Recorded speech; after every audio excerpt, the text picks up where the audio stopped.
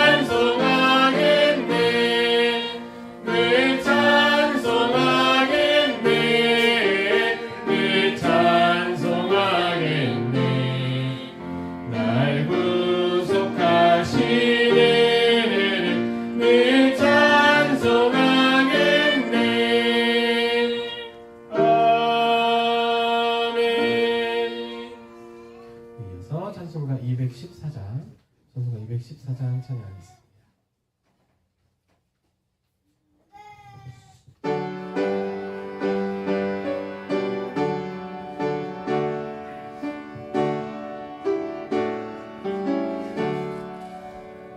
나 주의 도움 받고자 주 예수님께 빕니다. 그분 허락하시사 날 받아주소서. 내 모습 이대로 주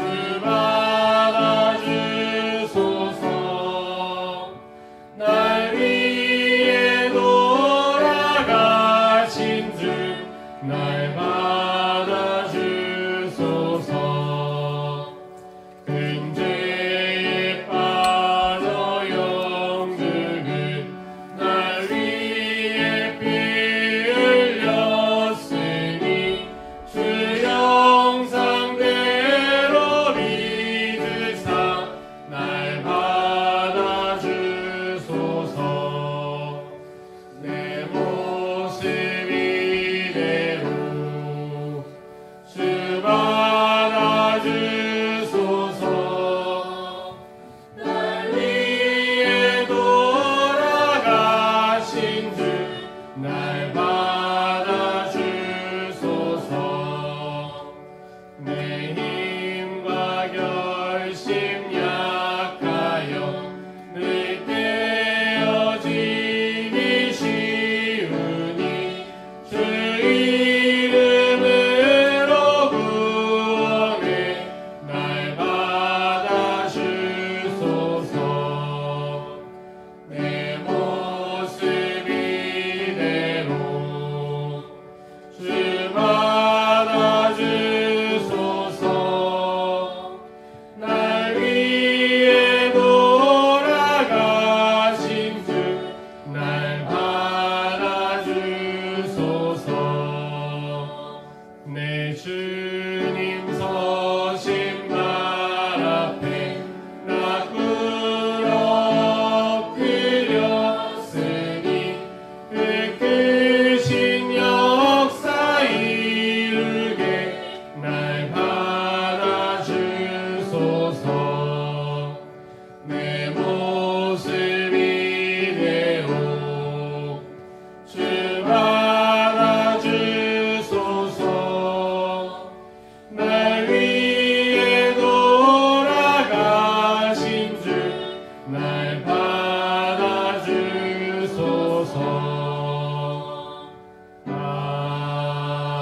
아멘. 저희는 힘과 결심이 너무나도 약하고 늘 깨어지기 쉬운 존재지만 이 시간 이 모습 그대로 주님 앞에 나아싸우니 주님 날 받아주시옵소서라고 시간 다 같이 조용히 묵도하겠습니다.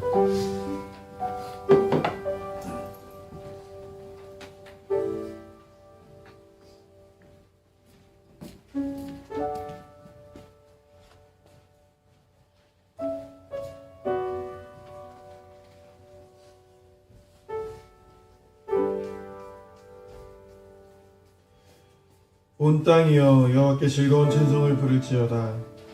기쁨으로 여호와를 섬기며 노래하면서 그 앞에 나아갈지어다. 여호와가 우리 하나님이신 줄 너희는 알지어다.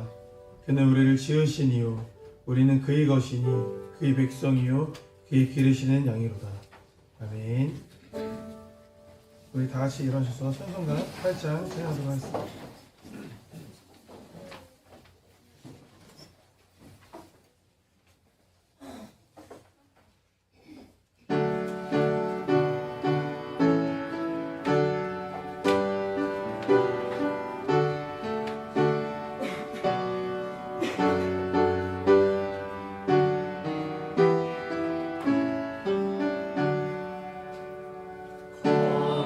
거룩 거룩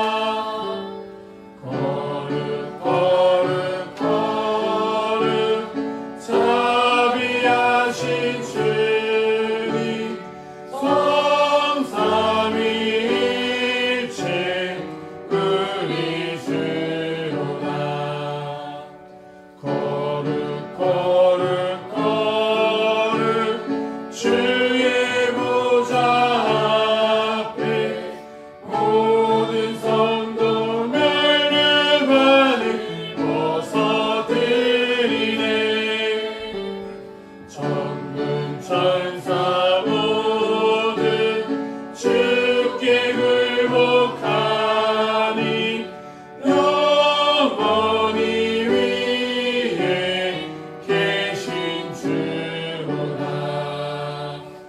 거룩 거룩 거룩 주의 빛난 영광 모든 죄 있는 어두워 볼 수 없구나. 거룩하신 이가 주님밖에 없네. 온전히 전능하신 주로다. 거룩 거룩 거룩 전능하신 주님 천지 만물 모두 주를 찬송합니다. 거룩 거룩 거룩 전능하신 주님 성삼위일체 우리 주로다. 아멘. 기도문 40장 같이 기도하도록 하겠습니다. 기도문 40장입니다. 새 노래로 여호와께 노래하라. 온 땅이여 여호와께 노래할지어다.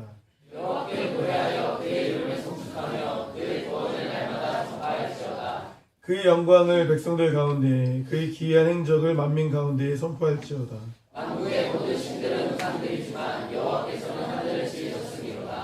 존귀와 위엄이 그의 앞에 있으며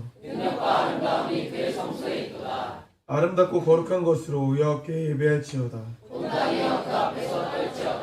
하늘은 기뻐하고 땅은 즐거워하며 바다와 거기에 충만한 것이 외치고 그때 숲의 모든 나무들이 여호와 앞에서 즐거이 노래하리니 그가 이로 세계를 심판하시며 신신하심으로 백성을 심판하시리로다. 아멘. 사도신경으로 신앙 고백하도록 하겠습니다. 나는 전능하신 아버지 하나님 천지의 창조주를 믿습니다. 나는 그의 유일하신 아들 우리 주 예수 그리스도를 믿습니다. 그는 성령으로 잉태되어 동정녀 마리에 승하시고 우리로 빌라도에게 고난을 받아 십자가 꺾여 죽으시고 장사되지 사흘 만에 죽은 자 가운데서 다시 살아나셨으며 하늘에 오르시어 전능하신 아버지 하나님 편에 앉아 계시다가 거기로부터 살아있는 자와 죽은 자를 심판하러 오십니다. 나는 성령을 믿으며 거룩한 공교회와 형제의 교제와 죄를 용서하는 것과 몸의 부활과 영생을 믿습니다. 아멘. 이 자리에 앉아주시고 찬송가 20장 찬양하도록 하겠습니다.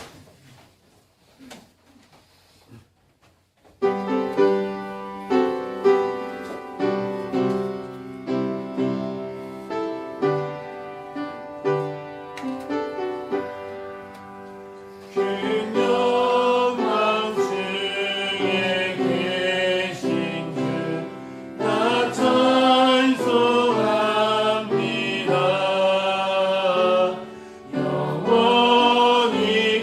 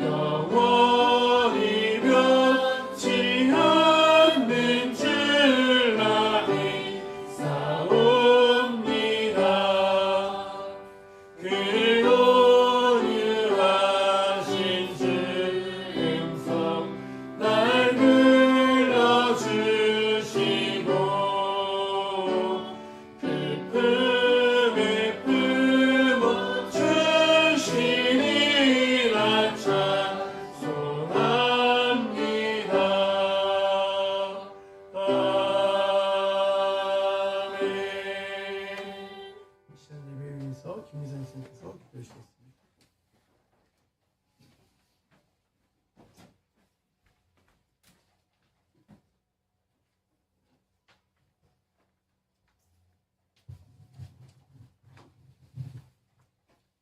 하나님 감사드립니다. 이 시간 저희 모두 주님 앞에 나와 이렇게 예배드리게 하시고 입술을 벌려 주님께 찬양을 하게 하심을 주님 감사드립니다. 하나님 저희 이 시간 말씀을 듣고 찬양할 때에 한 주간 저희가 주님 안에서 아버지 주님이 보시기에 기뻐하는 삶을 살았나 아버지 돌이켜 회개할 수 있도록 주님 도와주시옵고 말씀을 듣고 깨달음으로써 저희가 또 한 주를 살아갈 아버지 힘을 얻고 돌아갈 수 있도록 주님 도와주시옵소서. 하나님 저희가 늘 삶 속에서 하나님을 기억함으로 아버지 환난을 이기길 간절히 원합니다.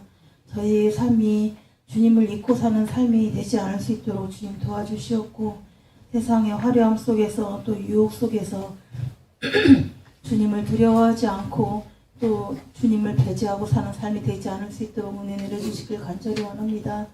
삶의 순간순간마다 주님께서 주시는 말씀으로 순종하게 주님 도와주시옵소서.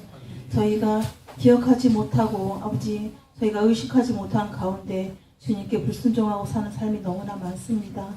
저희의 마음의 중심을 주님께로 두어 주님께 늘 순종하는 삶이 될 수 있도록 주님 도와주시옵고 저희의 삶이 환난이라면 주님이 주신 환난을 기뻐 감당하는 저희가 믿음으로 감당하는 저희가 될 수 있도록 주님 도와주시옵소서. 한 해를 아버지 다 지나가는 이 시점에서 저희가 돌아볼 수 있는 많은 것들이 있습니다. 저희의 삶이 주님 안에서 잘 주님이 주신 울타리 안에 잘 머물렀는지 주님 돌아보게 주님 도와주시옵고 부족한 점을 깨달아 주님께 나아가는 발걸음이 될 수 있도록 주님 도와주시옵소서. 그러므로 주님이 주신 은혜가 무엇이었는지 주님이 주시는 주님께서 저희에게 바라시는 길이 무엇이었는지 기도하며 한 해를 잘 마무리할 수 있도록 주님 도와주시옵고 모든 것에 순종하는 힘을 주님 주시길 간절히 원합니다. 이 시간 말씀을 듣고 주님께 더욱더 나아가는 시간이 되길 간절히 원합니다. 예수님의 이름으로 기도드렸습니다.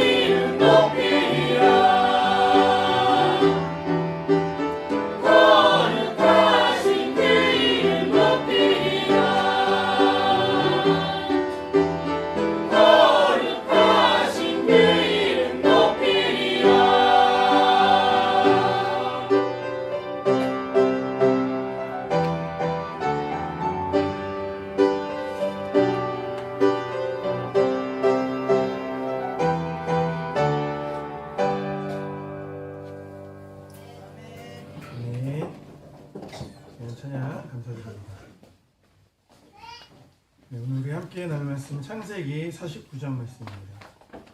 창세기 49장 1절에서 7절까지 말씀 함께 보도록 하겠습니다. 창세기 49장 1절에서 7절까지 말씀입니다. 저 한 절, 여러분 한 절 교도하도록 하겠습니다. 야곱이 그 아들들을 불러 이르되 너희는 모이라. 너희가 후일에 당할 일을 내가 너에게 이르리라.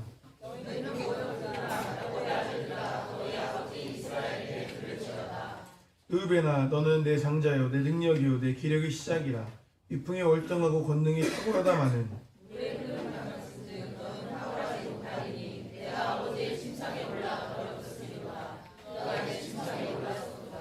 시몬과 레위는 형제요 그들의 칼은 폭력의 도구로다.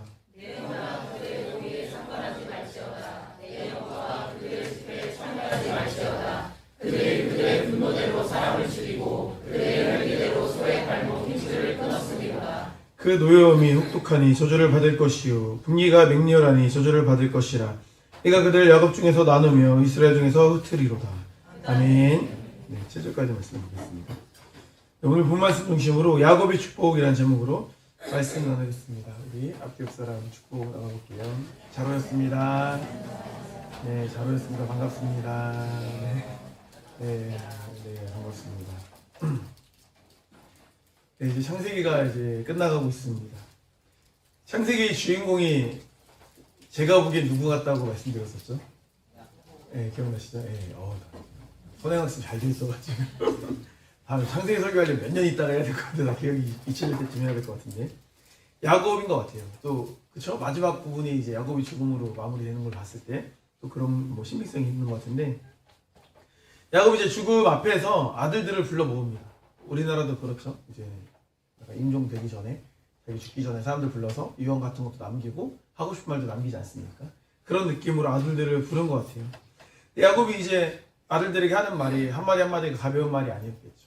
그래서 그 내용을 통해서 우리가 굉장히 중요한 인생의 가치를 배울 수 있다라고 볼 수 있습니다. 그래서 하나님 안에서 어떻게 살아가는 것이 복된 삶인지 오늘 본문 말씀을 통해서 함께 은혜를 나누고자 합니다. 어떤 삶이 복된 삶인가? 먼저 주님께 끌려다니는 삶이 복된 삶이다. 이렇게 말할 수 있을 것 같아요. 창세기 47장 9절 말씀을 보니까 야곱이 바로에게 아뢰되 내 나그네 길이 세월이 130년이니이다. 내 나이가 얼마 못 되니 우리 조상의 나그네 길에 연조에 미치지 못하나 험악한 세월을 보내었나이다 하고 이렇게 말하고 있습니다. 야곱이 스스로의 인생을 나그네 길이다.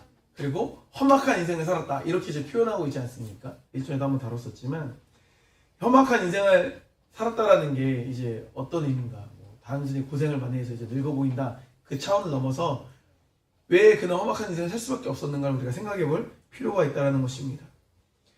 사람들은 기본적으로 인생을 살면서 내가 뭔가 결단하고 내가 결심하고 내가 마음을 먹으면 그렇게 잘 살 수 있을 거라고 생각을 해요.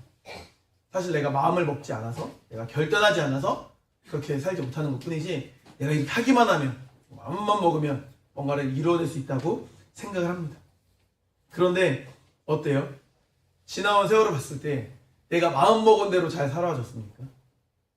된 것도 있지만 안 된 것들도 정말 많지 않습니까? 대부분 내가 원하는 대로 삶을 산다기보단 끌려다니는 삶을 살게 돼요. 끌려다니는 삶을 살게 된다는 거죠. 그러니까 무엇에 끌려다니는지가 다를 뿐이에요. 무엇에 끌려다니는지. 야곱 인생도 그랬습니다. 야곱도 도망가는 인생, 할 수 없어서 한 인생을 살았어요. 야곱은 먼저 누구에게서 도망갔습니까? 형과 아버지로부터 도망갔죠. 속였기 때문에. 도망간 곳에서 안식이 있었습니까? 외삼촌 라반에게서도 일할 때 막 자원하는 마음으로 좋은 마음으로 일했어요? 그렇지 않죠.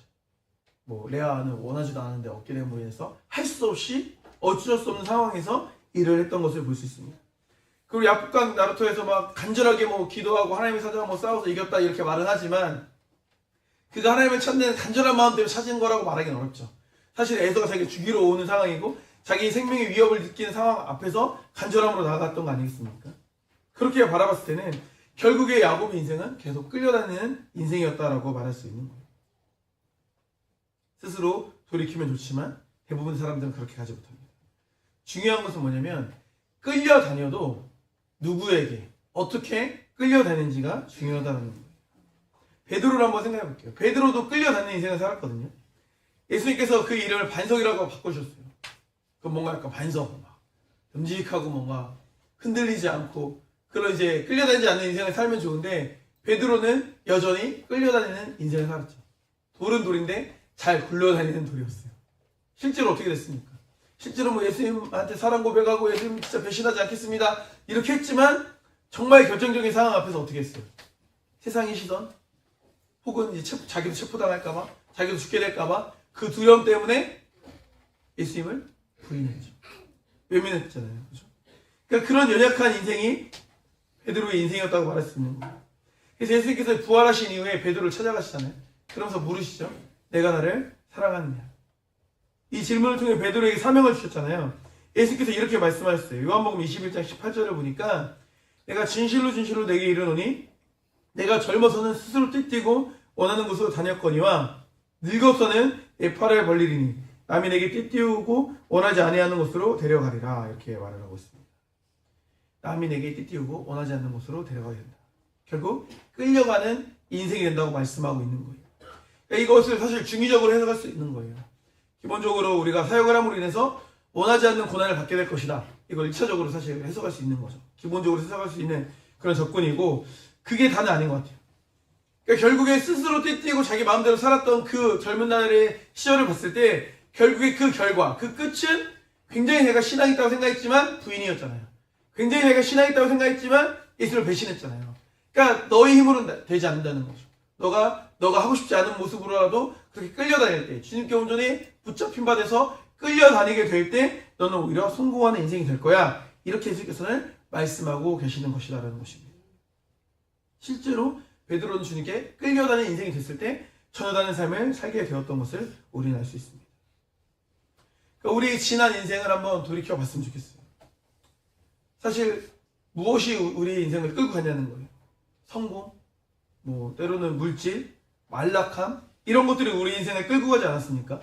그런데 그렇게 끌려다녔어요. 이게 성공인 것 같고 이게 편안함인 것 같고 이게 행복인 것 같아서 그렇게 살아봤잖아요. 근데 살아봤는데 썩 만족스러웠어요? 그렇지 않죠. 최근에 청년부 말씀상이나 이런 거 통해서 이제 나눔을 듣다 보니까 그런 묵상들이 많이 있더라고요. 그런 이제 아름다운 고백이. 그러니까 세상에서 온전히 충족되지 않는, 세상에서 채워지지 않는, 결국에 가서 주님을 그리워하고 주님께 나왔던 자리를 생각하고 다시 돌아오는. 그게 결국에 이제 주님 앞에 끌려가는 게 가장 복된 삶이라는 것을 스스로 발견하고 깨닫게 되는 과정이라고 저는 생각을 합니다. 결국 세상에서 답을 구하면 실패할 수밖에 없는 거예요. 결국 절망이에요. 그러니까 절망을 다 맛보고 돌아오느냐, 지혜롭게 조금 맛보고 돌아오느냐. 가장 지혜로운 사람은 맛보지 않고 돌아오느냐의 문제인데 대부분의 사람들은 그게 쉽지가 않죠. 절망 가운데 있는 우리를 예수님이 건져주시는 거예요. 그러니까 지금 우리 이 자리에 있는 분들은 다 예수님께 끌려다니는 분들이죠. 할렐루야. 그렇죠? 이게 은혜인 거예요. 은혜인 겁니다. 진짜예요. 주님이 부르실 때 어떻게 해야 돼요? 막 버티고 안 가야 돼요? 못 이기는 척하고라도 끌려가야 되는 거예요. 끌려가야 돼요. 창세기 강의설교를 제가 이제 계속 쭉 하고 있는데 우리가 저는 가장 지금까지 했던 창세기 설교, 이 강의설교 그 시리즈 중에 가장 마음에 드는 말씀은 그거예요. 소돔과 고모라에서 탈출하는 롯이에요. 그게 마음에 들더라고요. 창세기 19장 16절 17절 말씀이거든요. 그러나 롯이 시체함에 그 사람들이 천사들이에요. 롯이 손과 그 아내의 손과 두 딸의 손을 잡아 인도하여 성 밖에 두니 여호와께서 그에게 자비를 더하심이었더라. 이렇게 말씀을 하고 있습니다. 그러니까 롯이 가정에 탈출하는 장면인 거예요. 소돔과 고모라는 이제 멸망인 거예요. 불이 떨어지는 거예요. 근데 이때 이미 멸망할 상황이라는 걸 알려줬어요. 알려줬으면 알아서 나왔으면 좋아요. 그게 베스트예요. 말했으니까 알아서 알아듣고 빨리 나와야죠. 근데 오죽 답답하면 하나님의 사자들이 어떻게 해요? 데리고 나와요. 손을 잡아서 끌고 나오는 거예요. 끌고. 그런데 여기서 중요한 게 뭡니까? 롯과 아내와 두 딸은 그래도 끌려 나와요. 물론 나중에 아내가 이제 뒤돌아봐서 이제 망한 거지만 끌려 나와요. 근데 누가 안 끌려 나왔다고 했죠? 사위들. 사위가 문제입니다. 사위가 문제. 안 끌려 나와요. 안 끌려 나와요. 안 끌려 나와요. 바보같이. 저는 이 말씀이 굉장히 중요한 인사이트가 있다고 생각하는 거예요. 그러니까 내가 자발적으로 주님 앞에 나가고 내가 자발적으로 신앙생활하고 너무 좋죠. 할렐루야 아멘이죠. 근데 그렇게만 인생이 되냐는 거예요. 안 되는 거예요. 그럼 어떻게 해야 돼요? 아, 난 멸망할 것 같지 않은데 난 여기가 좋은데 그렇다고 해서 뭐 너 그럼 여기 있어. 이게 돼요? 안 된다는 거예요. 어떻게 하는 게 정답이에요? 끌려 나와야 된다. 끌고 나와야 된다. 이게 맞는 거예요.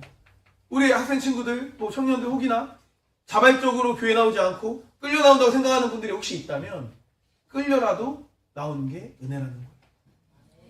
다 끌려 나왔다가 어느 순간 자발적으로 가는 거예요. 그렇지 않아요?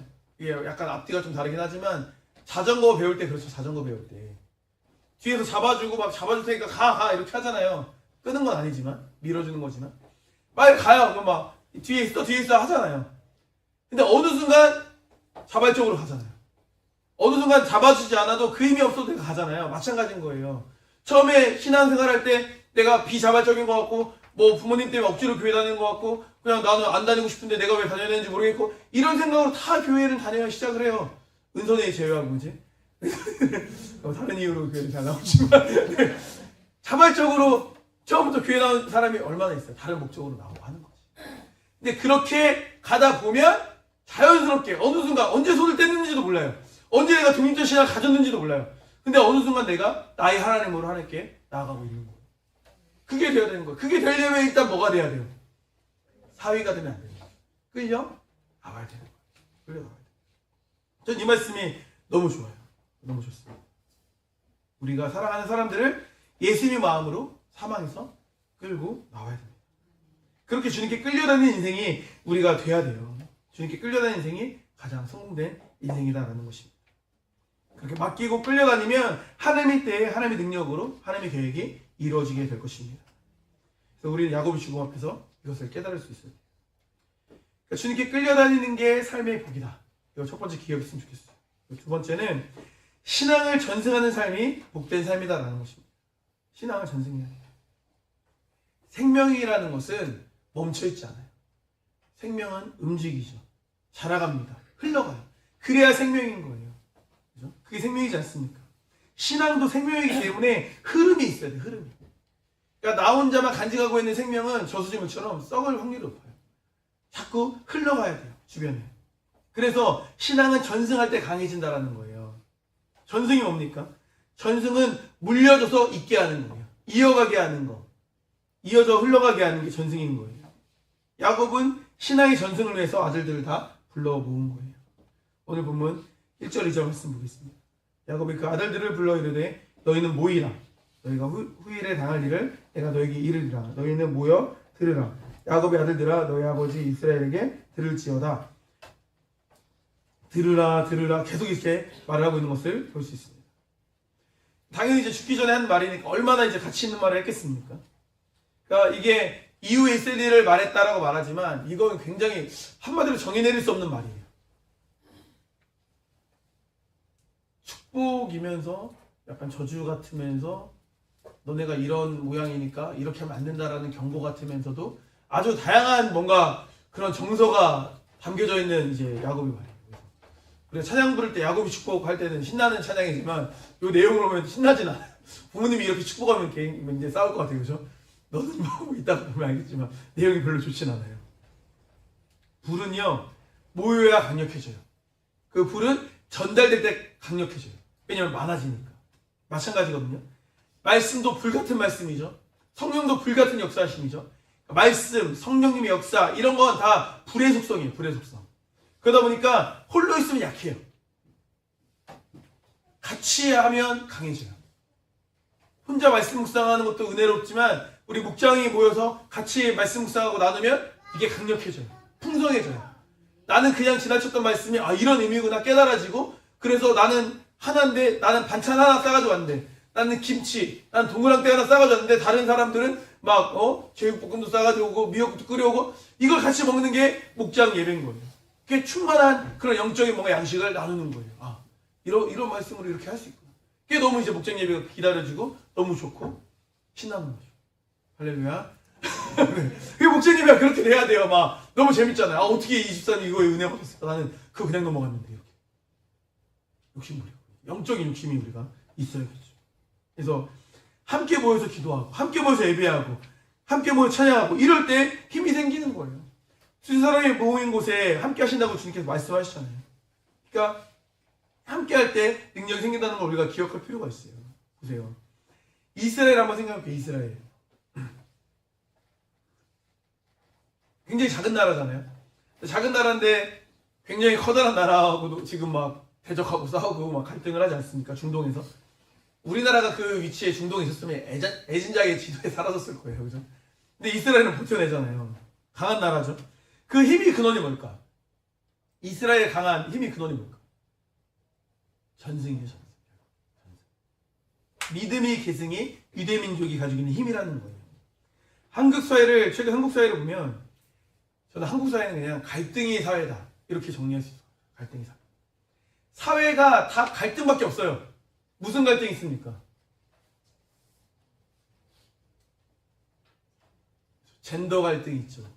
뭐 빈부차에서 오는 갈등이 있죠. 또 무슨 갈등이 있어요? 네? 무슨 갈등이 있다고요? 뭐 세대 간의 갈등, 그죠? 이념 간의 갈등, 뭐 이념 갈등, 뭐 지겹죠, 너무. 그러니까 한국 사회를 정의할 땐 다 이런 갈등적인 것으로 한국 사회를 정의할 수 있게 돼버렸어요. 근데 정말 이런 것들이 보면은 우리나라답죠. 사실 어떻게 보면 우리나라가 뭐 갈등의 역사니까. 역사 배우면 조선시대 때 보면 한숨밖에 안 나오고 왜 이렇게 멍청할까 하는데 지금 보니까 더 심하네.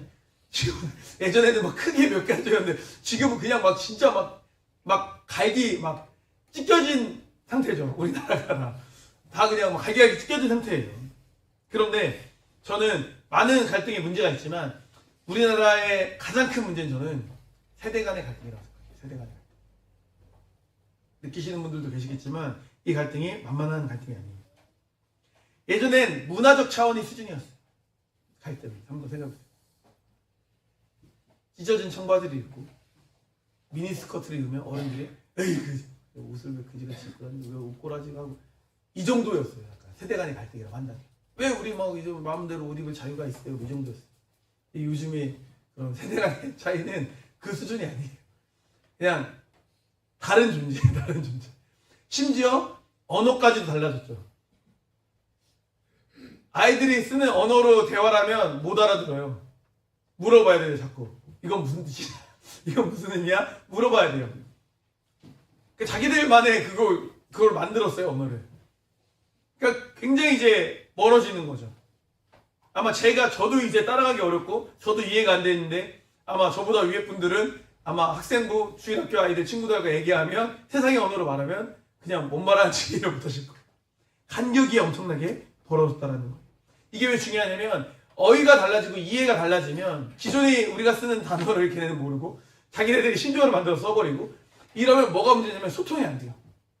소통이 안 되니까 대화가 돼야 안 돼요. 안 되죠. 가족들이 대화가 잘 안 되는 이유가 뭐예요? 약간 뭐 굳이 막 이해도 안 되고 말하는 것도 막 듣기 싫은 말도 하지만 소통이 안 돼서 그런 거거든요. 감정적인 갈등이 깊어질 수밖에 없다는 거. 근데 이러한 갈등을 사실은 사회가 좀 심각한 문제로 받아들여야 되는데 뭔가 약간 MZ 문화의 그냥 특성처럼 그냥 우스운 이야기처럼 뭐 그러네 뭐 이렇게 치부하고 있어요. 근데 나중에 이제 시간이 흐를수록 더욱 큰 사회적 문제가 좀 될 거라고 생각해요. 그런데 유대인들을 보면 이런 문화적 갭이 별로 없어요. 문화적 차이가 별로 없어요. 왜 그럴까? 그들은 예배 공동체여서 그래요. 예배 공동체. 그들은 함께 예배를 드려요. 함께 예배를 드리다 보니까 세대 차이가 없어요. 하나님을 하나님에서 함께 모이니까 문화적 차이가 별로 없는 거예요. 하나가 되기 때문에. 그리고 그들은 식사하면서 하브르타 교육이라는 걸 해요. 그러니까 질문하고 대답하고 하는 교육 있잖아요. 그런 걸 하면서 굉장히 자녀들과 대화를 많이 해요. 넌 이걸 어떻게 생각하니? 뭐 이렇게 오전 예배 딱 드리고 주일날 예배 드리고 하면 주일날 집에 가서 저녁 먹을 때 넌 뭐 예배 드리면서 어떤 뭐 말씀 은혜를 받았니? 넌 이건 어떻게 생각했니? 이런 거 물어보는 거예요. 뭐 나 이렇게 생각해요. 뭐 너 그렇게 생각하는 것도 되게 정말 좋은 생각이다. 근데 엄마는 뭐 이렇게 생각했어. 아빠는 이렇게 생각했어. 근데 이게 좀 더 하나님 말씀에 더 가까운 말씀은 아닐까? 뭐 이런 식으로 이제 막 주고받는 거죠. 그러면서 뭔가 하나 된 생각, 뭔가를 바라볼 때 어떠한 가치관, 세상을 바라보는 그런 세계관이 하나의 뭔가 기독교적 세계관으로 가족이 묶이게 되는 거죠. 그러다 보니까 이제 문화적 이질감이 확실히 벌어지게 된다는 거예요. 그러니까 강력해지는 거예요. 최근 들어서 이제 뭐 학자들도 그렇고 뭐 교회 목사님들도 그렇고 주일학교 교육에 대한 문제 제기를 많이 해요. 한 10년은 된 것 같은데 그러니까 뭐냐면 그거예요. 주일학교 이제 뭐 우리가 생각하는 이제 주일학교를 말하는 건 아니에요. 그러니까 교회 교육을 말하는 거예요. 사실 주일학교가 언제 시작됐냐면 19세기에 시작됐어요. 19세기에 이제 영국에서 산업혁명이 일어나고 그러다 보니까 이제 애들도 그때 노동자가 됐잖아요. 그래서 뭐 18시간씩 일하고 막 그런 시대였어요. 막 그 시대가. 그러다 보니까 애들이 공부를 해요, 못해요? 못하죠. 다 한글을 다 몰라요. 옛날 우리 어른들도 한글 모르는 분도 꽤 됐잖아요. 그러다 보니까 이제 교회에서라도 뭔가 이거를 운명퇴치를 해야 되는 상황이 된 거죠. 그래서 주일날이라도 보니까요. 주일날에 이제 직장이 쉬니까 주일날 모여서 그런 이제 언어도 알려주고 그러면서 복음도 알려주고 이렇게 해가지고 이제 아이들을 교육시켰던 거죠. 이제 썬데이 스쿨이라고 말하는 그 주일학교의 시작이에요. 그렇게 되면서 이제 그게 미국으로 넘어와서 또 미국에서 굉장히 그게 잘 시스템이 이루어졌고 그게 또 이제 선교로 우리나라 들어와서 우리나라도 이제 사실 교회 학교 안에서 주일학교 시스템이 구축이 되었다고 말할 수가 있는 거예요. 근데 그 당시에는 굉장히 귀한 교육이었고 필요한 교육이었어요. 그런데 사실은 엄밀히 말하면 한국 상황과는 아주 맞는 건 아니에요. 왜냐면 이게 약점이 있어서 그래요. 기독교 역사적으로 볼 때 원래 학생들만 따로 분리시켜서 교육했던 역사가 없어요. 그건 이제 원래 기독교 전통은 아닌 거예요. 원래는 카테키스무스라는 교리 교육을 하는데 이거는 온 가족 중심으로 하는 교육이었어요. 같이 배워요. 같이 배워야 되는 거거든요. 그것이 편의에 의해서 또 먹고 살다 보니까 바뀌게 된 거예요. 예배도 같이 드리고 분리된 게 하나도 없었어요. 저도 이제 논문을 쓸 때 이 주제에 대한 부분이 한 챕터가 있었는데 보면 기독교 역사적으로 항상 그렇게 왔어요. 잘. 근데 그때 약간 이제 영국에서 그렇게 되면서 주일학교로 바뀌어가면서 부모님들이 이제 자녀의 신앙교육을 아예 교회에 일임해버리고 자녀의 신앙교육에 대한 뭐랄까요? 부담감이라고 할까요? 부채의식이라고 해야 될까요? 책임감이라고 해야 될까요? 이거를 그냥 놔버려요. 역사적으로. 그냥 교회에서 잘 해주겠지. 근데 교회에서는 한계가 있어요, 없어요? 있죠. 왜냐면 예전 같은 경우에는 교회 많이 오고 막 맨날도 교회도 오고 막 이랬지만 시대가 바뀌었잖아요. 교회 안 오잖아요. 교회 와봐야 1시간, 2시간 오는데 그걸로 인생을 바꿀 수 있으면은 뭐 교회 안 하고 우리가 뭐 학원을 하면 1시간, 2시간에서 인생이 바뀌는 학원 하면은 뭐 우리 수강생 많이 오겠죠? 그게 돼요, 안 돼요? 안 되는 거예요. 안 되는 거죠. 그게 한계가 있는 거예요. 그래서 자꾸 이제 말하는 게 세대 통합 예배를 드려야 된다. 막 논문도 많이 나오고 막 목사님들 많이 얘기해요. 근데 다른 교회들 보면 세대 통합 예배를 드리는 교회가 별로 없어요.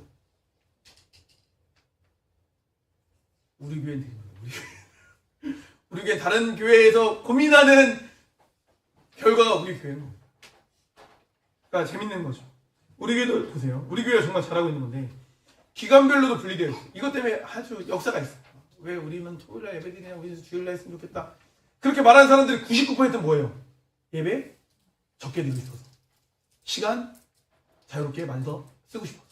토요일날 다 주일날 모이는데 왜 우리는 그러냐? 주일날 오전 예배 드리고 오후에 그냥 기간별 예배 드리면 어떠냐? 끊임없는 파도와 같은 거센 도전을 지금까지 받았어요. 하지만 우리는 사수했죠. 사수한 거예요, 진짜. 얼마나 막 그냥 막 음으로 약으로 막 심지어 학생부 올라올 때 교회 옮긴 사람도 있어요. 김 박사님 거죠, 그죠? 기억나시죠? 토요일 시간 안 뺏기려고. 결국에 서울대 분위기 했더라고요. 여기 보니까. 그런 거예요. 그런 겁니다. 근데 우리는 기간별로 예배가 분리되어 있어요.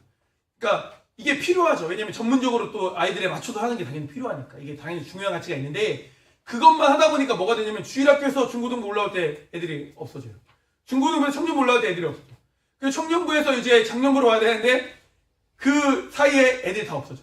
교회마다 보면.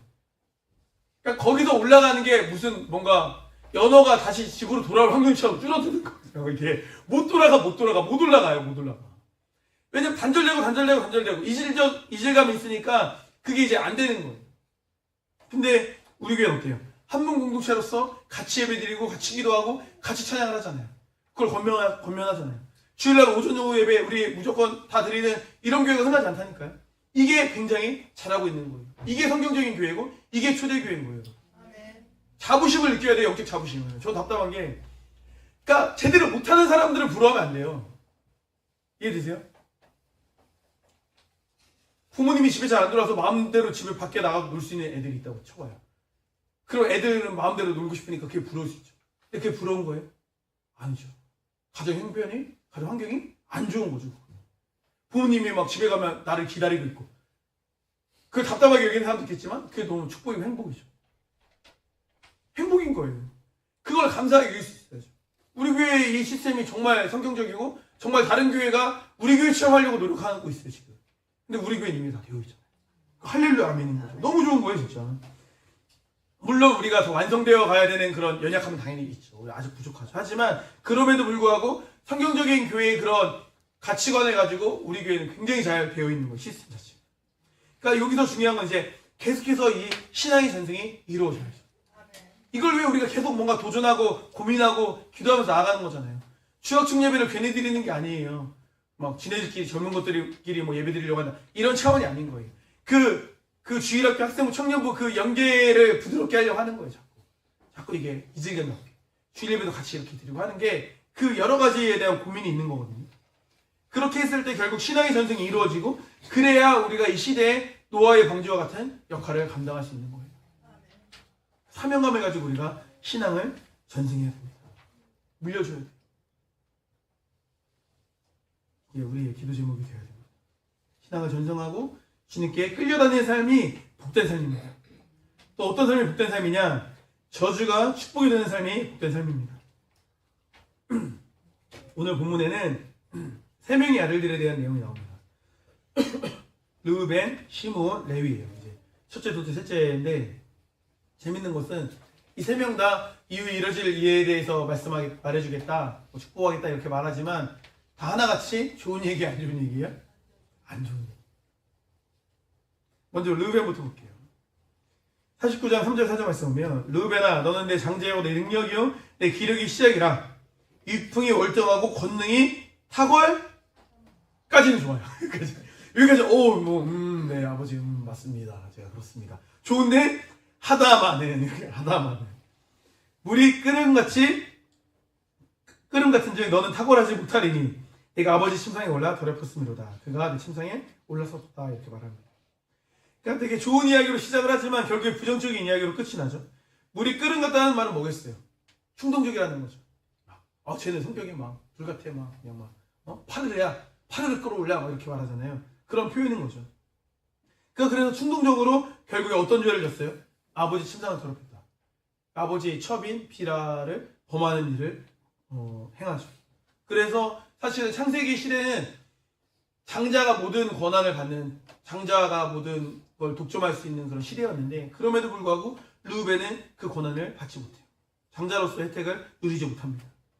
아버지 침상을 더럽힘으로 인해서. 근데 르우벤은 그러한 자신의 한계를 결국에도 극복하지 못해요. 그러니까 저주가 저주로 끝나죠. 그 다음은 둘째, 셋째가 같이 나와요. 시므온과 레위예요. 5절 6절 말씀 볼게요. 시므온과 레위는 형제예요. 그들의 칼은 폭력의 도구로다. 내 호나 그들의 모의에 상관하지 말지어다. 내 영광아 그들의 집회에 참여하지 말지어다. 그들의 분노대로 사람을 죽이고 그들의 혈기대로 소의 발목 힘줄을 끊었음이로다. 이렇게 말하고 있습니다. 이를 형제라고 표현한 것은 둘이 단짝, 콤비라는 거예요. 그러니까 유유상종이니까 비슷한 놈들이었다라는 거죠. 기질이. 그러니까 싸잡아가지고 한 번에 저주하는 것을 볼 수 있어요. 축복형 저주. 근데 시므온과 레위 운명이 같을까요? 다를까요? 달라요. 야곱은 앞으로 일할 일을 얘기해 줄 거라고 하면서 얘기한 거예요. 저주인지 축복인지 헷갈리는 이 말을. 그럼 동일한 결과가 나와야 되잖아요. 근데 결과가 달라요. 결과가 다릅니다. 재밌죠? 둘이 이 평가를 들은 이유의 배경은 디나 강간 사건이에요. 자기 여동생을 세겜족 속에 강간했기 때문에 그것 때문에 이제 너네가 우리 디나하고 결혼하려면 할례 받아야 된다 이렇게 해가지고 고동 불편할 때 다 둘이 들어가서 들켜버리는 그 사건. 그것 때문에 이제 그렇게 이제 야곱이 평가하는 거죠. 분노, 혈기, 노여움으로 그들을 묘사한 거예요. 성경에서는 이렇게 말해요. 야고보서 1장 20절 보니까 사람이 성내는 것이 하나님의 의를 이루지 못함이라 이렇게 말하고 있습니다. 성경에서 의는 이기는 자거든요. 이긴 자. 구약적 개념이 그래요. 그러니까 야고보서 말씀은 뭐냐면 사람이 성내는 사람이 되면 이기지 못한다는 말씀인 거거든요. 그러니까 우리는 의롭게 가야겠죠. 내 성질대로 가면 결과가 좋지 않은 거예요. 그러니까 시몬과 레위는 결국에 뭐냐면 칼을 가지고 그것을 감정의 도구로 폭력의 도구로 사용한 거예요. 칼을 사용했던 자들이었다라는 거죠. 그리고 결정적으로 야곱은 그들이 흩어지게 될 거다라고 이제 저주합니다. 49장 7절 말씀 보니까 그 노염이 혹독하니 저주를 받을 것이요 분기가 맹렬하니 저주를 받을 것이야. 그러니까 그들을 야곱 중에서 나누며 이스라엘 중에서 흩으리로다 이렇게 말하고 있습니다. 흩어버린다는 말은 뭐겠어요? 반대로 모이면 무익한 자들이다 이렇게 해석할 수 있는 거죠. 실제로 이제 모이기만 하면 막 분위기 깨고 막 안 좋게 하는 사람들 있잖아요. 그런 사람들 이제 하나님이 흩으실 수 있는 거죠. 그 내용을 보면 저주예요, 저주. 근데 이런 저주를 자녀들에게 왜 말했을까? 아마도 너네가 이런 약점이 있으니까, 너네가 지금처럼 살아오면 이런 삶을 바꿀 수 없으니까, 너네가 이런 성격을 가지고 있으니 잘 바뀌어야 된다. 이런 말씀이 아닐까요? 이 약점을 강점으로 만들라는 말씀이 아닐까요? 실제로 시므온은 그 약점을 강점으로 만드는 것에서 실패했지만 레위는 성공했어요. 변화하지 않은 시므온 지파는 제일 먼저 12지파 중에서 자취를 감춰요. 흡수돼 버려요. 반면에 레위도 같은 내용으로서 저주를 받았지만 그는 쓰임받는 지파가 되죠. 어떤 지파가 됩니까? 제사장 지파가 되죠. 제사장. 어떻게 이런 다른 결과를 가져올 수 있을까? 두 가지 변곡점이 있어요. 두 가지 변곡점. 첫 번째 변곡점은 금송아지 사건. 두 번째 변곡점은 시딤 음행이라고 해서 음행 사건. 두 가지 변곡점이 있었어요. 금송아지 사건은 그거죠. 우리가 잘 알다시피 모세가 시내산에 이제 하나님의 말씀을 받으려고 이제 올라갔다가 내려오는 게 더뎌지는 거죠. 그러니까 밑에 있는 사람들은 불안하고 막 초조하니까 아론을 막 쪼고 아론도 곤란하고 하니까 그냥 금부치 가져와라 이래가지고 뭘 만들었어요? 금송아지 우상을. 그러니까 모세는 막 거룩하게 하나님을 막 이제 하나님께 이제 축경을 받아가지고 막 신나고 깊은 마음으로 내려왔는데 이것들이 미쳐가지고 뭐라고 있는 거예요? 우상을 만들어 왔네? 제정신이 아닌 거 지금 어떻게 고생을 해가지고 애굽에서 탈출했는데 그 과정을 생각해보세요. 얼마나 모세가 고생했을까. 막 마음고생 얼마나 많이 했으니까. 근데 이게 이제 다 됐는데 거기서 막 금송아지 같은 소리가 앉아있으니까 화딱지가 나는 거죠. 그래서 이제 막 말하는 거예요. 출애굽기 32장 25절 말씀. 모세가 먼저 백성이 방자하니 이내 아론이 그들을 방자하게 하여 원수에게 조롱거리가 되게 하였습니다. 그러면서 이어서 이렇게 말합니다. 26절 이어서 해주세요. 이에 모세가 진 문에 서서 이르되 누구든지 여호와의 편에 있는 자는 다 내게로 오라 하며 레위 자손이 다 모여 그에게로 가는지라. 이스라엘 백성들이 다 있었던 거예요. 근데 이제 모세가 말하는 거예요. 야 진짜 어떻게 이렇게 하나님을 떠나서 니네 이렇게 할 수 있냐. 누구든지 여호와의 편에 있는 자는 내게로 오라. 근데 누가 어느 지파가 먼저 나온 거예요? 레위 지파가 나온 거예요. 근데 한두 명이 나온 게 아니에요. 레위 지파 일부가 나왔더라 이게 아니에요. 레위 지파가 다 모여서 그에게 간다. 가족들 3명 4명 의견 모으는 것도 힘들죠. 몇 시 갈 때도 메뉴 정하는 것도 힘든데 레위 지파가 다 가는 거 어려운 일입니다. 여러분. 성경이 남 일이니까 쉽지. 우리 교회가 다 한 마음으로 가는 것도 어렵잖아요. 어려운 거예요. 그들 마음 가운데 믿음이 있었기 때문에 가능한 거예요. 하나님 편에 선 거예요. 그리고 심판의 칼을 들었습니다. 32장 27절 말씀 볼게요. 모세가 이르되 각 사람이 자기 아들들과 자기 형제를 쳤으니 오늘 여호와께 헌신하게 되었느니라. 그가 오늘 너에게 복을 내리시리라. 자기 폭력이 도구로 썼던 칼, 자기 분냄이 도구로서 화풀이로 썼던 칼을 하나님의 심판의 도구로 사용한 것. 동일하게 칼을 썼지만 전혀 다른 의미로 칼을 사용하게 되었습니다. 그들이 거룩한 분노를 보시고 하나님께서 뭐라고 말씀하세요? 그 칼로 사람을 죽였음에도 불구하고 여호와께 헌신했다 이렇게. 하나님 앞에 사용되었기 때문에 그렇게 표현하신 거예요. 그러면서 복을 내리신다고 말씀하십니다. 너에게 복을 내리겠다. 이것은 단순히 복이 아니라 하나님께 인정을 받은 거죠. 인정받은 거예요. 폭력의 도구로 감정의 도구로 사용했던 칼을 정결의 도구, 심판의 도구로 사용함으로 인하여서 인정받게 되었다는 것입니다. 거룩하게 쓰임을 받게 된 거예요. 그리고 이어지는 또 한 가지 중요한 변곡점이 있어요. 그거는 시딤 음행 사건이에요. 발람이라는 이제 엉터리 이제 선지자가 이스라엘을 꾀는데 그것을 이제 음행으로 여자를 활용해서 이스라엘을 범죄하게 만들어요. 하나님께 저주받게 하려고. 당연히 하나님께서는 그 음행하는 것을 보시고 이제 당연히 분노하시고 병을 주세요. 연병이라는 것이죠. 그래서 막 병이 돌기 시작해요. 많이 죽었어요. 그때 아론이 손자인 비느하스가 창을 가져와서 부정한 남녀를 꾀해서 막 그냥 꼬치구이처럼 꾀가지고 죽여버립니다. 민수기 25장 7절에서 8절 말씀. 제사장 아론의 손자 엘레아살의 아들 비느하스가 보고 회중 가운데서 일어나 손에 창을 들고 그 이스라엘 남자를 따라 그의 막사에 들어가 이스라엘 남자와 그 여인의 배를 꿰뚫어서 두 사람을 죽이니 연병이 이스라엘 자손에게 그쳤더라. 이렇게 말했습니다. 하나님께서 이것을 어떻게 보신 거예요? 선하게 보신 거죠. 이를 계기로 아론의 후손이 제사장 직분을 받게 돼요. 그러니까 또 한 번 거룩한 분노를 하나님께서 인정하신 거죠. 민수기 25장 11절 13절 말씀 보면 제사장 아론의 손자 엘레아살의 아들 비나스가 내 질투심으로 질투하여 이스라엘 자손 중에서 내 눈을 돌이켜 내 질투심으로 그들을 소멸하지 않게 하였도다. 그러므로 말하라. 내가 그에게 내 평화의 언약을 주리니 그와 그의 후손에게 영원한 제사장 직분이 언약이라. 그가 그의 하나님을 위하여 질투하여 이스라엘 자손을 속죄하였음이니라. 이렇게 말하고 있습니다. 그렇게 함으로 인해서 하나님께 인정받게 되고 돌이킬 수 있는 저주가 축복이 되는 역사가 일어나게 된 것입니다. 근데 정말 인생이 참 얄궂고 참 인생이 재밌는 건 뭐냐면 민수기 25장 14절 말씀 보세요. 다음 절이거든요. 죽임을 당한 이스라엘 남자 곧 미디안 여인과 함께 죽임을 당한 자의 이름은 시므리니 살루의 아들이요 시므온이 조상의 가문 중에 한 지도자이에요. 똑같은 저주의 말씀을 유언을 들은 사람이었는데 한 사람은 그 저주를 벗어나지 못하고 그 가문은 흘러가고 한 가문은 그 저주와 단절돼서 하나님 앞에 순종함으로 변화된 삶을 살았던 것을 볼 수 있습니다. 재밌는 건 뭐냐면 하나님께서는 그 어찌됐건 시므온과 레위 같은 경우에 돌이켜서 하나님 앞에 바로 섰는데 그 본질을 외면하지 않으시고 그 본질을 이제 선용하세요. 선하게 사용하세요. 레위는 기본적으로 어때요? 칼 쓰는 거 좋아하고 피를 좋아하는 인물이잖아요. 그러니까 제사장을 삼으시고 세상이 어때요? 맨날 짐승 오면 맨날 칼 써야 되죠. 피를 봐야 되는 거예요. 우리가 공부를 못해서도 의대를 못 가지만 피 못 봐서 의대 수술 못하는 사람도 많거든요. 이렇게 피 쉽지 않거든요. 근데 이게 동물 피하면 피가 팍 튀고 이러는데 쉽지 않아요. 근데 얘는 그게 이제 레위는 되는 친구들이었던 거죠. 레위로서. 그러니까 어떻게 보면 하나님이 뭔가 칼과 피에 대한 그것을 사용하셔서 오히려 제사장이라는 그 직무에 맞는 선함으로 그를 이끌어 가신 거예요. 기가 막히죠? 그것도 어떤 저주를 받았어요? 야곱이 뭐라고 했어요? 너네 흩어질 거야! 흩어지는 거 저주거든요? 망하는 거잖아요, 흩어지는 게. 모여야지 힘인 건데. 근데 그 흩어짐의 저주로 인해서 결국 가나안 땅에 들어와서 18일로 나눠졌을 때 48개 성읍으로 나눠지게 되죠.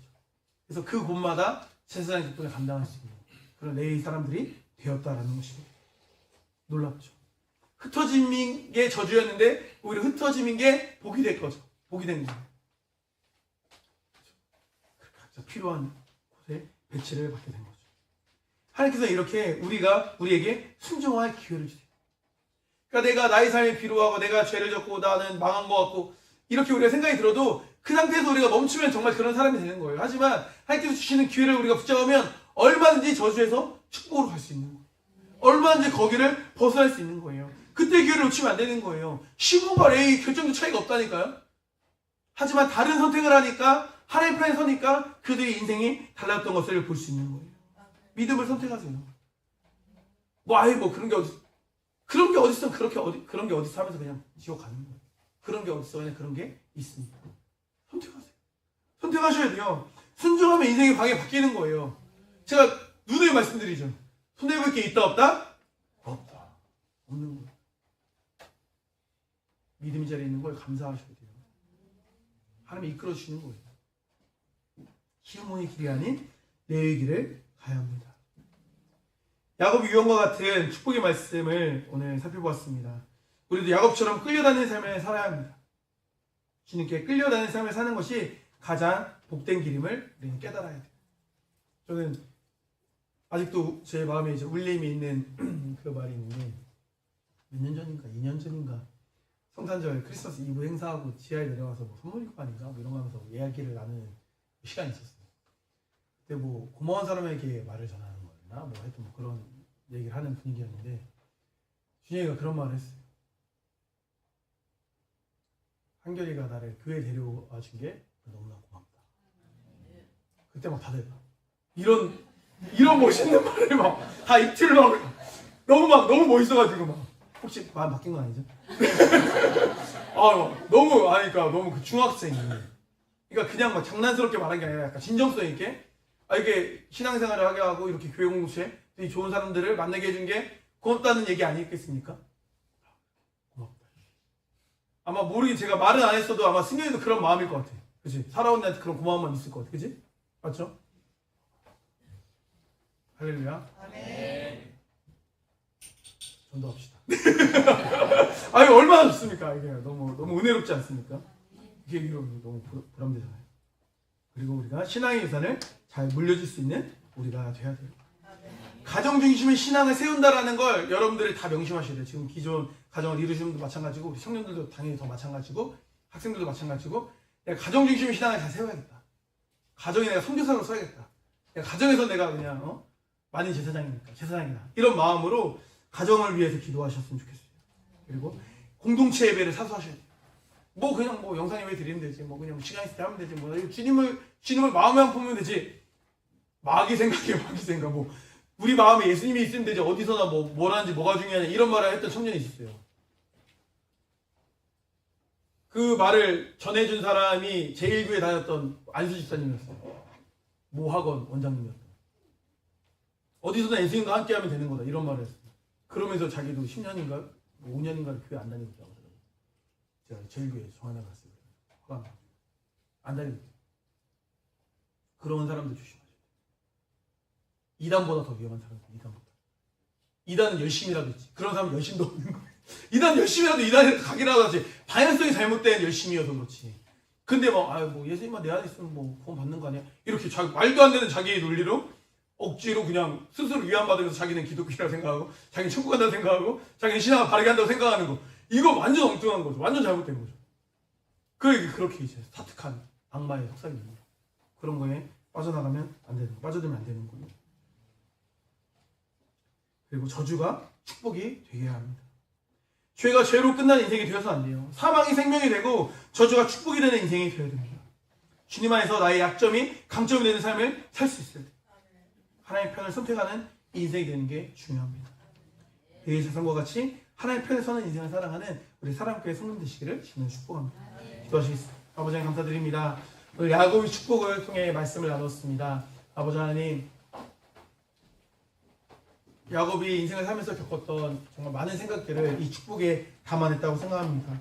이 말씀이 우리에게도 적용되는 말씀 될 수 있도록 주여 인도하여 주셔서 아버지 여전히 내 의지대로 끌려가는 삶이 아닌 내 마음대로 살아가는 삶을 살고 있다면 주여 주님께 끌려가는 삶을 선택할 수 있는 우리가 될 수 있도록 주여 인도하여 주셔서 아버지 또한 신앙을 잘 계승하고 있지 못하고 있다면 지금이라도 늦지 않았으니 신앙 계승하는 걸 선택할 수 있는 우리가 될 수 있도록 인도하시고 그리함으로 인하여서 나의 신학적 유산이 자녀들에게 그 축복이 다 연결되어질 수 있도록 우리가 기도하고 나가는 우리 될 수 있도록 주여 인도하여 주셔서 아버지 또한 저주가 축복되는 삶을 살기를 원합니다. 아버지 우리가 지금 비참한 가운데 있다 할지라도 죄 가운데 있다 할지라도 그것에 만족하고 그것에 포기하고 그 자리에 안주하고 주저하는 것이 아니라 거기에서 주님을 바라보고 나아갈 수 있는 그래서 축복의 자리로 나아갈 수 있는 순종을 선택하고 하나님의 편을 선택할 수 있는 우리가 될 수 있도록 주여 인도하여 주셔서 감사드립니다. 사랑하는 예수 그리스도의 이름으로 기도드립니다.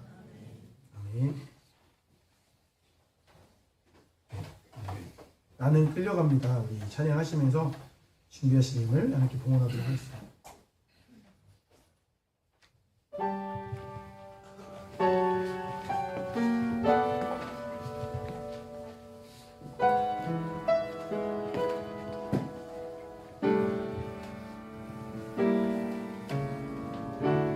나는 끌려갑니다.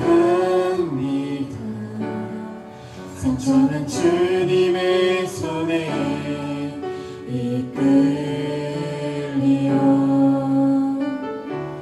내가 감히 놓아도 놓치지 않으시는 마음의 눈물로 나는 끌려갑니다. 상처난 주님의 손에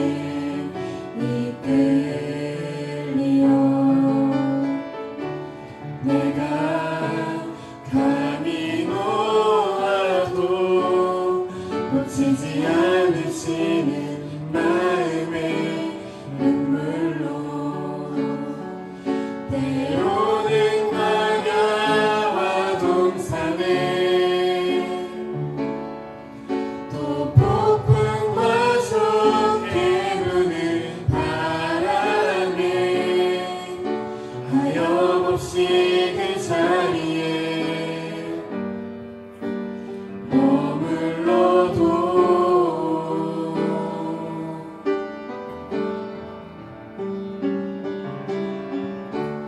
나는 끌려갑니다. 선천한 주님의 손에 이끌리어 내가 감히 놓아도 놓치지 않으시는 마음의 눈물로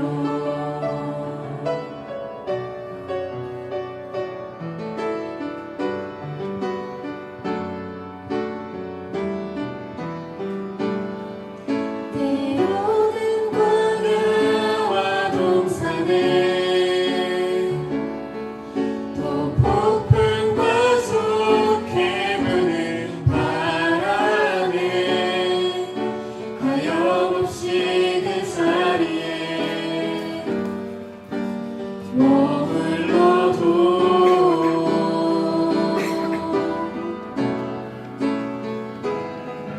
영화로운 어느 날 우리를 시작하신 하나님이 당신과 같은 하늘에 여정의 끝을 준비하셨네. 나는 끌려갑니다. 한결같은 당신의 사랑을 따라서 조금씩 더 조금씩 변하지 않은 그곳을 향해 변하지 않은 그곳을 향해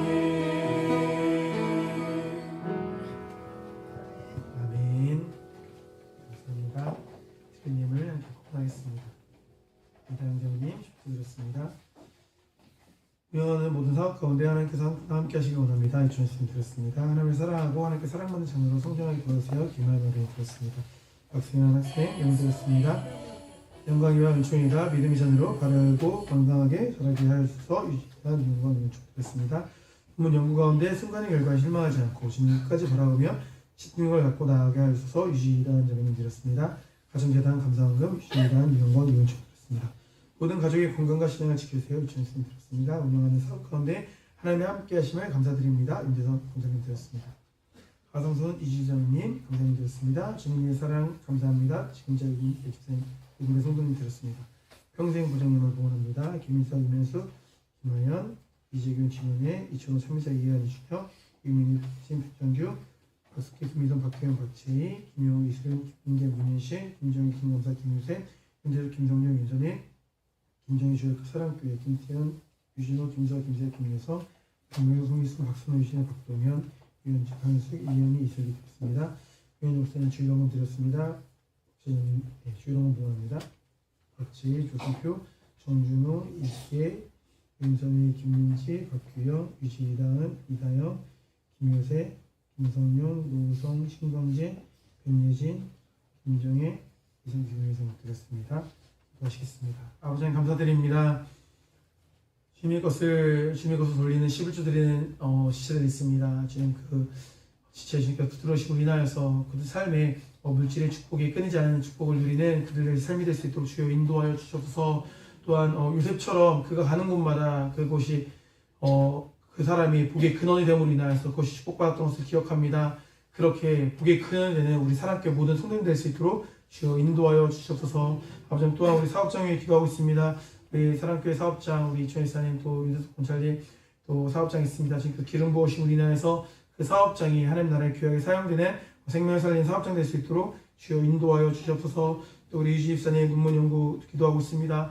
아버지 하나님 가능한 한 논문 연구가 진척이 빨리 됨으로 인해서 이제 박사 과정을 빨리 이제 졸업할 수 있는 주님께서 길을 열어주시기 간절히 소원합니다. 그래서 그 다음 단계로 또 주어진 그 길을 열으신 대로 걸어갈 수 있는 지혜 집사님의 삶이 될 수 있도록 인도하시고 그 가운데 사역 또한 열릴 수 있는 축복 임하기를 간절히 소원합니다. 아버지 또 우리 지수자매 주님의 은혜로 지금 처방받은 또 치료하고 있는 약이 지금까지는 큰 부작용이 없다고 합니다. 또 월요일날 검사를 받으러 간다고 하니 주님께서 부드러운 주심으로 인하여서 정말 그 약이 잘 받아서 그 치료 방법이 잘 맞아서 이후로 그 암이 더 확장되지 않고 또 그것이 치료되어지는 회복되어지는 작아지는 역사가 일어날 수 있도록 주여 어루만져 주시옵소서. 아버지 또한 우리 주일학교 친구들 또 학생부 친구들 이렇게 함께 예배드리고 있습니다. 그들이 예배드림이 지금 너무나 지겹고 너무나 힘든 견디는 시간일지 모르겠지만 아버지 예배 시간이 헛되지 않음으로 그들에게 다가갈 수 있도록 주여 인도하시고 선포되는 말씀 가운데 또 드려진 예배 가운데 하나님의 임재하심을 경험하고 느낌으로 인하여서 정말 주님 앞에서 온전히 예배드리는 것이 어떤 것인지 어린 나이일 때부터 깨달아 알 수 있는 우리 젊은 친구들 될 수 있도록 주여 은혜 베풀어 주시옵소서. 감사드립니다. 사랑하는 예수 그리스도의 이름으로 기도드립니다. 아멘.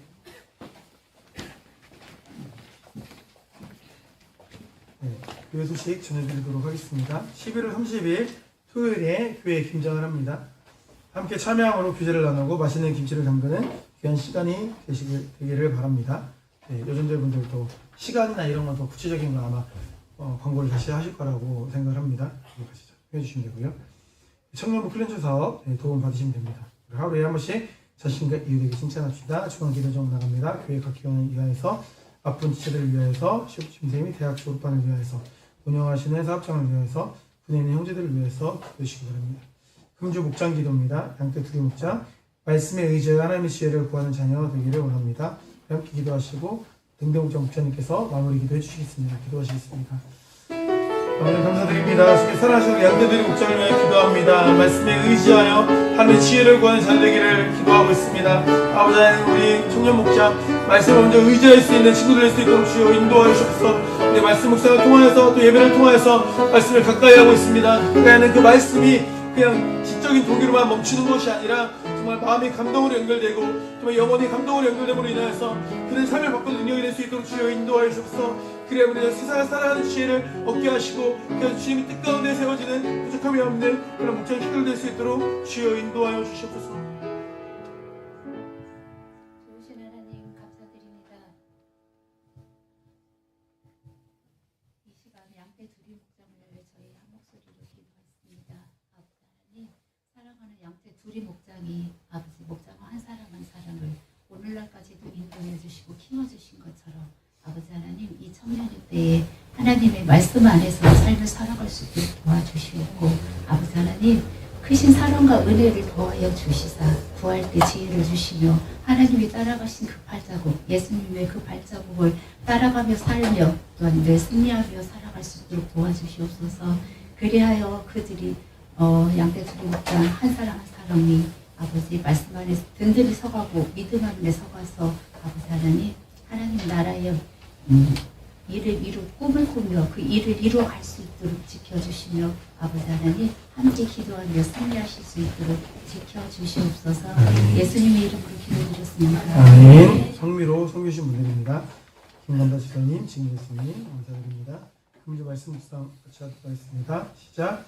우리가 약할 때에 너희가 강한 것을 기뻐하고 또 이것을 위하여 구하니 곧 너희가 온전하게 되는 것이라. 고린도서 13장 9절 말씀. 아멘. 사랑 기침하겠습니다. 하나, 소망이 일어나는 교회. 둘, 사랑의 수고를 하는 교회. 셋, 믿음의 역사가 일어나는 교회. 아멘.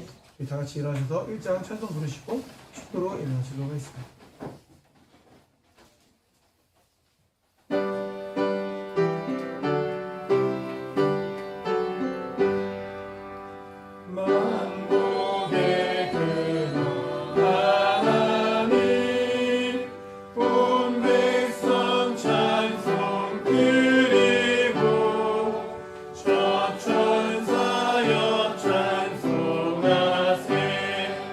찬송 성도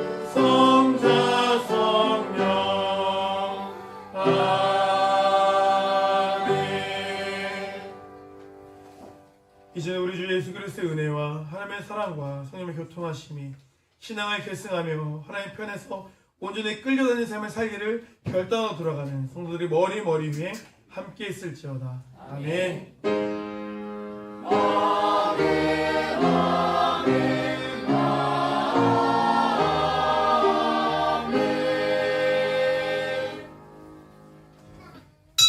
이것으로 주의 오전 예배를 마치겠습니다.